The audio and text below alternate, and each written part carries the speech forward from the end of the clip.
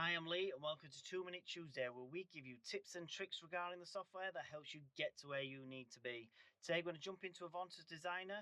I'm going to show you a quick trick on how to rotate your bay to go around certain angles that you need. Let's get started. When it comes to curved walls, rotating your bays can be quite fiddly. As you can see, it has a section point for the rotation on.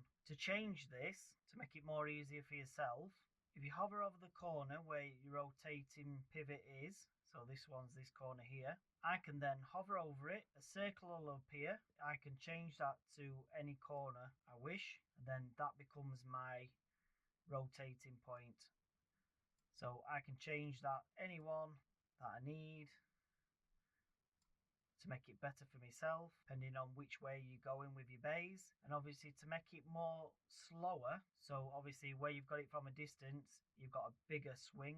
It's very hard to get it just right. If you put your bay in where you want it, and then if you zoom in, then it moves it a lot finer for you to get up close and however you need it. I hope this helps. If you do like this video, please stay tuned for more to come.